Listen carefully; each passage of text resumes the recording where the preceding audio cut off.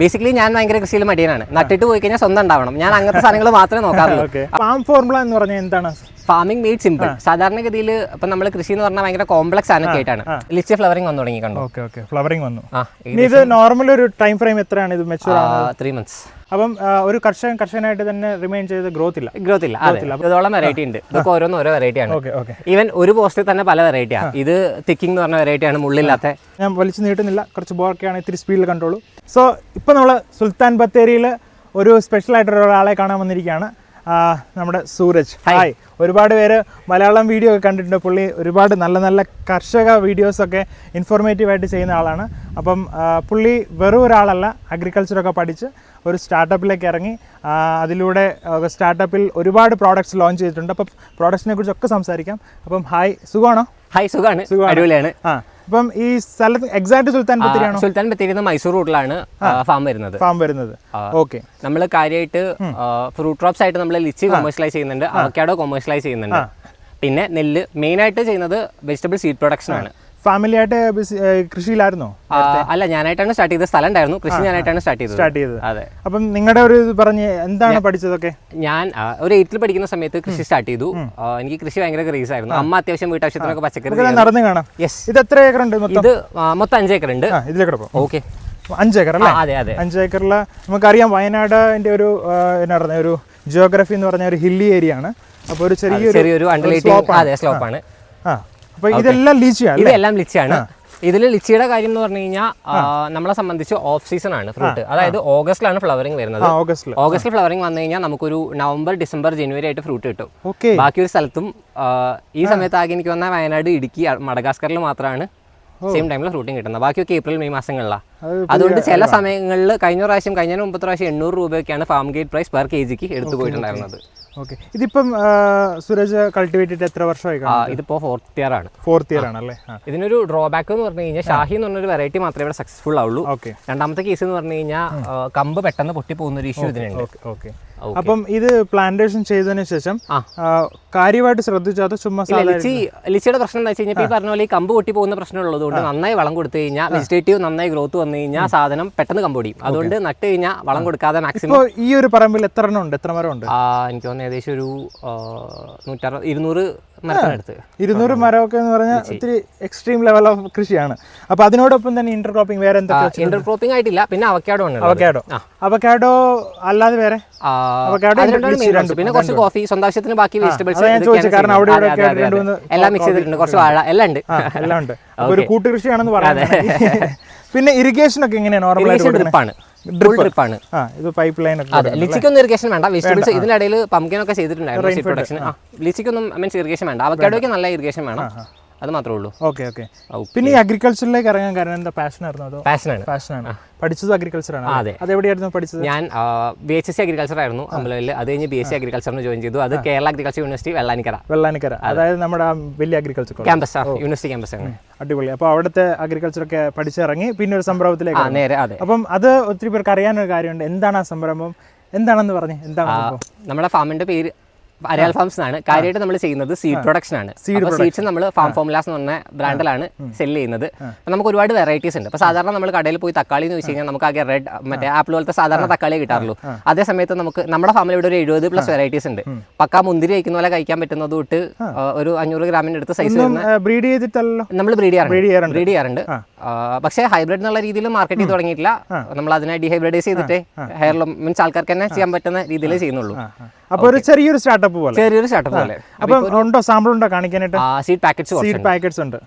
ഇത് ഏത് സമയത്ത് നിങ്ങൾ നോർമൽ പ്രോസസ് ചെയ്യുന്ന സമയം? നമ്മുടെ മെയിൻ ക്രോപ്പിംഗ് സീസൺ എന്ന് പറയുന്നത് നമ്മളൊരു സെപ്റ്റംബറിൽ സ്റ്റാർട്ട് ചെയ്ത് കഴിഞ്ഞാൽ 2 ക്രോപ്പ് എടുക്കും. ഏകദേശം ഏപ്രിൽ മെയ്യോട് കൂടി നമ്മുടെ മൊത്തം ക്രോപ്പ് തീരും. കാരണം നടക്കാം. അപ്പം നോർമലായിട്ട് എത്ര ക്രോപ്സിലാണ് നിങ്ങൾ സീഡ് ഡെവലപ്പ് ചെയ്തേക്കുന്നത്? നമുക്ക് കാര്യമായിട്ട് പംകിൻ വെറൈറ്റീസ് ഉണ്ട്. ടൊമാറ്റോ നമുക്കൊരു 70+ വെറൈറ്റീസ് ഉണ്ട്. മുളക് ഒരു 60+ വെറൈറ്റീസ് ഉണ്ട്. ഇതിലൊക്കെ നമ്മൾ സെല്ല് ചെയ്യുന്നതെന്ന് പറഞ്ഞാൽ ഇപ്പോൾ തക്കാളി എടുത്തു കഴിഞ്ഞാൽ നമ്മളൊരു 10 വെറൈറ്റി സെയിലിനുള്ളൂ. ബാക്കിയൊക്കെ നമ്മളിങ്ങനെ മൾട്ടിപ്ലൈ ചെയ്യുന്നുണ്ട്, ബ്രീഡ് ചെയ്യാനൊക്കെ യൂസ് ചെയ്യുന്നുണ്ട്. അങ്ങനെ ഇതൊക്കെയാണ് നമ്മുടെ കാണിച്ചോ പാക്കറ്റ്സ് അല്ലേ?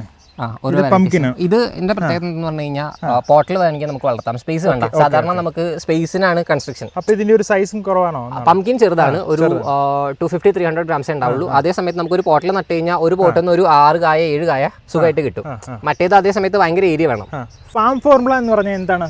Farming made simple. സാധാരണഗതിയിൽ ഇപ്പം നമ്മൾ കൃഷി എന്ന് പറഞ്ഞാൽ ഭയങ്കര കോംപ്ലക്സ് ആനൊക്കെ ആയിട്ടാണ്. അപ്പം എക്സ്പെഷ്യലി നമ്മളിപ്പോൾ വിത്തൊക്കെ ചെയ്യുന്ന സമയത്ത് നമ്മൾ ബേസിക്കലി ഞാൻ ഭയങ്കര കൃഷിയിൽ മടിയനാണ്. നട്ടിട്ട് പോയി കഴിഞ്ഞാൽ സ്വന്തം ഉണ്ടാവണം. ഞാൻ അങ്ങനത്തെ സാധനങ്ങൾ മാത്രമേ നോക്കാറുള്ളൂ. അപ്പൊ നമ്മൾ കൊടുക്കുന്ന സീഡും ആ ഒരു ഇപ്പൊ നമ്മുടെ ചില വെറൈറ്റീസ് ഉണ്ട്, ട്രഫിൾ ഡു ടൂഗോ എന്നൊക്കെ പറഞ്ഞ വെറൈറ്റി ഉണ്ട്. നട്ടിട്ട് ടാറ്റ പറഞ്ഞു പോയി കഴിഞ്ഞാൽ കായ പറിക്കാൻ വന്നാൽ മതി. ഡിസീസ് ഇല്ല, പെസ്റ്റ് ഇല്ല, ഒന്നുമില്ല. ടൊമാറ്റോ ഇതിൽ പല വെറൈറ്റി ഉണ്ടോ? ടൊമാറ്റോ നമുക്കൊരു 20ഓളം വെറൈറ്റി സെയിൽ ഉണ്ട്. ടൊമാറ്റോ ആണ് കൂടുതലും അല്ലേ? പിന്നെ നമുക്ക് പംകിൻ ഉണ്ട്, ബാക്കിയൊക്കെ ഇപ്പോൾ ഔട്ട് ഓഫ് സ്റ്റോക്ക് ആണ്. ബ്രിഞ്ചൽ വെറൈറ്റീസ് ഉണ്ട്. അങ്ങനെ നമുക്ക് ടോട്ടൽ നിങ്ങൾ ഓൺലൈനിലുണ്ടോ? ഓൺലൈനിൽ നമ്മളിപ്പോൾ വാട്സ്ആപ്പ് വെബ് ത്രൂ ആണ് സെല് ചെയ്യുന്നത്. പിന്നെ ബാക്കി ഡിസ്ട്രിബ്യൂട്ടേഴ്സ് ത്രൂ ആണ്. വെബ്സൈറ്റ് ആയിട്ടില്ല. എല്ലാം അപ്പോൾ തുടക്കക്കാരനാണ്. അപ്പം പറഞ്ഞു വരുന്നത് ഞാൻ ഡിസ്ക്രിപ്ഷനിലെ പുള്ളിയുടെ ഡീറ്റെയിൽസ് നമ്പർ എല്ലാം കൊടുത്തേക്കാം. നിങ്ങൾക്ക് കണക്ട് ചെയ്യാം. പുള്ളിയുടെ സീഡ്സ് ഒക്കെ മേടിച്ച് ഒന്ന് വീട്ടിൽ സ്റ്റാർട്ട് ചെയ്യാൻ ഹോം ഗാർഡനിങ് ഒക്കെ ചെയ്യുകയാണെങ്കിൽ തീർച്ചയായിട്ടും ഉപകാരപ്പെടും എന്നാണ് പറയുന്നത്. ഇപ്പം നമുക്ക് കൊടുക്കാനാണെങ്കിൽ ഏതൊക്കെ സീഡാണ് കൂടുതലുള്ളത്? നമുക്ക് ടൊമാറ്റോ വെറൈറ്റീസ് ഉണ്ട്, പംകിൻ വെറൈറ്റീസ് ഉണ്ട്, കുറച്ച് സ്റ്റോക്ക് ഉണ്ട്. ഉള്ളത് എല്ലാം അവൈലബിൾ ആണ്. പിന്നെ സുരജ് പറഞ്ഞു കുറച്ച് ഡ്രാഗൺ ഫ്രൂട്ട് ഒക്കെ ചെയ്യുന്നുണ്ടെന്ന്. ഡ്രാഗൺ ഫ്രൂട്ട് നമ്മൾ സ്വന്തമാവശ്യത്തിനാണ് ചെയ്യുന്നത്. നമ്മുടെ അടുത്ത് 20 വെറൈറ്റിയുടെ അടുത്തുണ്ട്. ഒന്ന് കാണിക്കാവോ? കാണിക്കാം, തീർച്ചയായിട്ടും നടക്കാം. പിന്നെ അത്യാവശ്യം ഇത് ഇങ്ങനത്തെ ഒരു പ്ലാന്റ് ആയതുകൊണ്ട് തന്നെ വീഡിങ്ങും കാര്യങ്ങളൊക്കെ എപ്പോഴൊക്കെയാണ് ചെയ്യുന്നത്? ആഴ്ചയിലാണോ, മാസത്തിൽ 2 പ്രാവശ്യമാണോ? മൾച്ചിങ് വെച്ചാ ചെയ്യാറ്. അതപ്പോ ഇപ്പം വീടൊക്കെ മഴക്കാലമായതുകൊണ്ടാണ് മിഷൻ ജസ്റ്റ് കാട് വെച്ച് മിഷൻ വെച്ച് വെട്ടി പോയാത്രേ ഉള്ളൂ. അതെ അതെ. പിന്നെ വെജിറ്റബിൾ നമുക്ക് ഇപ്പോൾ ഓഫ് സീസൺ ആണ് ബേസിക്കലി. ഇതുണ്ടോ ലിച്ചി സ്വന്തമാവശ്യത്തിന് ലിച്ചി ഫ്ലവറിംഗ് വന്നു തുടങ്ങി. കണ്ടോ? ഫ്ലവറിംഗ് വന്നു. ഇത് നോർമൽ ഒരു ടൈം ഫ്രെയിം എത്രയാണ് ഇത് മെച്ചൂർ ആവുന്നത്? 3 months. 3 months അല്ലേ?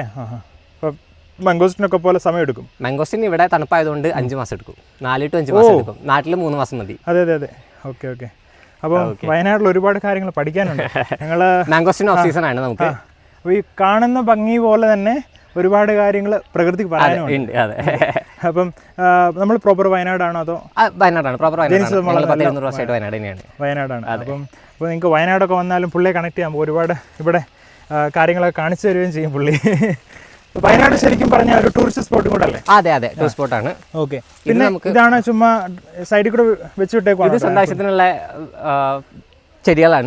നമുക്ക് കൺസെപ്ഷൻ ആയിട്ട് ഒരു 20ഓളം വെറൈറ്റി ഉണ്ട്. ഇതൊക്കെ ഓരോ വെറൈറ്റി ആണ്. ഈവൻ ഒരു പോസ്റ്റിൽ തന്നെ പല വെറൈറ്റിയാണ്. ഇത് തിക്കിംഗ് എന്ന് പറഞ്ഞ വെറൈറ്റിയാണ്, മുള്ളില്ലാത്ത. ഓരോന്നും ഓരോ വെറൈറ്റി ഓരോന്നും ഓരോ ടൈപ്പ് വെറൈറ്റീസ് ആണ്. ഒക്കെ മിക്സ് ചെയ്തതാണ് നമ്മുടെ ഓൺ കൺസെപ്ഷൻ പർപ്പസിന് വേണ്ടിയിട്ട്. പിന്നെ ഇതിന്റെ ഒരു സ്പേസിങ് ഡ്രാഗൺ സാധാരണഗതിയിൽ 8x10 ഒക്കെയാണ്. ഇത് നമുക്ക് 10x10 ഒറ്റ ലൈനേ ഉള്ളൂ. ഇതൊരു ബൗണ്ടറി പോലെ സ്വന്തമാവശ്യത്തിന് ഫ്രൂട്ട് കൺസ്യൂം ചെയ്യാൻ വേണ്ടി നട്ടതാണ്. കുറച്ച് ഫ്രൂട്ട്സ് ഉണ്ടാക്കി കിടക്കുന്നത് ശ്രദ്ധിക്കാതെ ഞാൻ ഉണ്ടായിരുന്നില്ല, തിരക്കായിരുന്നു.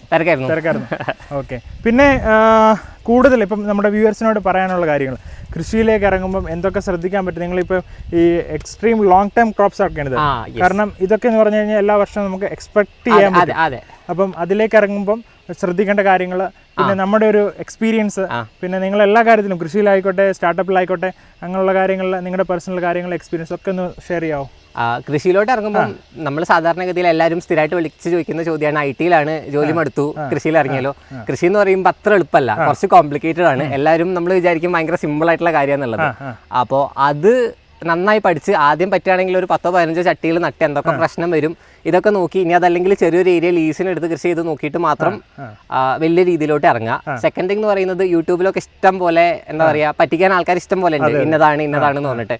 വെൽ സ്റ്റഡി ചെയ്യുക, പറയുന്ന പോലെ പറ്റുകയാണെങ്കിൽ ചെയ്ത ആൾക്കാരെ പോയി കാണുക, എന്നിട്ട് കറക്റ്റ് ഐഡിയ ആയിട്ട് മാത്രം സ്റ്റാർട്ട് ചെയ്യുക. അല്ലാന്നുണ്ടെങ്കിൽ പണി കിട്ടും. പിന്നെ സ്റ്റാർട്ടപ്പ് ആണെങ്കിൽ എന്താ വെച്ച് കഴിഞ്ഞാൽ ഫസ്റ്റ് സാധനം എന്ന് പറയുന്നത് കൃഷി ആണെങ്കിലും സ്റ്റാർട്ടപ്പ് ആണെങ്കിലും മാർക്കറ്റിംഗ് എന്നുള്ളതാണ്. മാർക്കറ്റ് ചെയ്യാൻ നന്നായിട്ട് ഫസ്റ്റ് പ്ലാൻ ചെയ്തോളുക, മാർക്കറ്റ് എസ്റ്റാബ്ലിഷ് ചെയ്തോളുക, പ്രൊഡക്ഷൻ നമുക്ക് എങ്ങനെയാണെങ്കിലും റെഡിയാക്കി എടുക്കാൻ പറ്റും. പിന്നെ യൂണീക്ക് ആയിട്ടുള്ള എന്തെങ്കിലും സാധനങ്ങൾ കണ്ടുപിടിക്കുക, അതിൽ വർക്ക്ഔട്ട് ചെയ്യുക, അതൊക്കെയാണ് ചെയ്യാനുള്ളത്. വണ്ടർഫുൾ അഡ്വൈസ് ആണ്. അപ്പോൾ തീർച്ചയായിട്ടും ഇത് കണ്ടിട്ട് ഒരുപാട് കാര്യങ്ങൾക്ക് മനസ്സിലായെന്ന് വിചാരിക്കുന്നു. കാരണം പുള്ളി ഫ്രം 0 to ഇപ്പം ഇതിങ്ങനെ ആയിരിക്കുന്ന ആളാണ്, ഗ്രോയിങ് സ്റ്റേജിലാണ്. അപ്പോൾ തീർച്ചയായിട്ടും പുള്ളിയെ സപ്പോർട്ട് ചെയ്യാം. നമ്പറെല്ലാം ഡീറ്റെയിൽസ് ഞാൻ കൊടുത്തേക്കാം, ആൾക്കാർ അപ്രോച്ച് ആകട്ടെ. പിന്നെ വിത്തുകൾ അതുപോലെ കൃഷിയെക്കുറിച്ച് പഠിക്കാൻ. ലീച്ചിയൊക്കെ എന്ന് പറഞ്ഞു കഴിഞ്ഞാൽ എനിക്ക് തോന്നുന്നു അധികം പേര് ചെയ്യുന്നില്ല, വളരെ കുറച്ച് പേരാണ് ചെയ്യുന്നത്. അപ്പോൾ എന്നാലും മികച്ച രീതിയിൽ തന്നെ മരങ്ങളെല്ലാം മെയിൻറ്റെയിൻ ചെയ്ത് നിൽക്കുന്നു. അതിനിടയ്ക്കൂടെ കുറേ എന്നാ പറയുക കാപ്പിയും അതുപോലെ തന്നെ അവക്കാഡോയും കാര്യങ്ങളൊക്കെ. അവക്കാഡോ ഒക്കെ ഒത്തിരി ഉണ്ടോ ശരി? അവക്കാഡോ എനിക്ക് കുറച്ചുണ്ട്. അവക്കാഡോ നമുക്ക് കുറച്ച് നല്ല വെറൈറ്റീസ് ഉണ്ട്. ഹാസിന്റെ ഒക്കെ പ്രീമിയം വെറൈറ്റീസ് കുറച്ച് വെറൈറ്റീസ് ഉണ്ട്. അത് കാണിക്കാൻ പറ്റുമോ? കാണിക്കാം. അപ്പോൾ ഇതുണ്ടോ, ഇതാണ് പുള്ളിയുടെ അവക്കാഡോ ഫാമിംഗ്. അവക്കാഡോ എന്ന് പറയുന്നത് ബട്ടർ ഫ്രൂട്ട് എല്ലാം സെയിം ആണ്. ഓക്കെ. അവക്കാഡോ പ്ലാന്റേഷൻ എത്രയുണ്ട്? എന്തോരം? അവക്കാഡോ നമുക്ക് ഏകദേശം ഒരു 600 ചെടിയുടെ അടുത്തുണ്ട്. അതിൽ നമുക്ക് ഒരു 20 ഡിഫറെന്റ് വെറൈറ്റീസ് ഉണ്ട്. നമ്മൾ പല വെറൈറ്റീസും കൊണ്ടുവന്ന് ട്രയൽ ചെയ്തു. അതിൽ കാരമൻ എന്ന് പറയുന്ന വെറൈറ്റിയും ജെമ്മു ആണ് ഏറ്റവും നന്നായി പെർഫോം ചെയ്തിട്ടുണ്ട്. കാണിക്കാൻ പറ്റുമോ? അത് ഫ്രൂട്ട് ഞാൻ കാണിച്ചു തരാം. നമുക്ക് കാണാം. അപ്പം ഏകദേശം ഒരു 10-15 ചെടി ഡിഫറൻസിലാണ് ഓരോ മരങ്ങളുള്ളത്. അതിൻ്റെ ഇടയ്ക്കൂടെ തന്നെ പുള്ളി ഒരുപാട് പ്ലാന്റേഷൻ ഉണ്ട്. നാരകം നമുക്ക് ഒരു 40 വെറൈറ്റി സ്വന്തം കൺസെപ്ഷന് ഓരോന്നും ഓരോ വെറൈറ്റി ആണ്. ഓക്കെ. കാപ്പിയുണ്ട്. പിന്നെ വയനാട് അറിയാലോ, ഒരുപാട് സ്പൈസസിന് ഇമ്പോർട്ടൻറ്റ് കൊടുക്കുന്ന ഒരു സ്ഥലമാണ്. ആ സ്ഥലത്താണ് പുള്ളി ലിച്ചിയൊക്കെ പ്രൊഡക്ഷൻ ചെയ്യുന്നത്. അപ്പം it's really new to the people.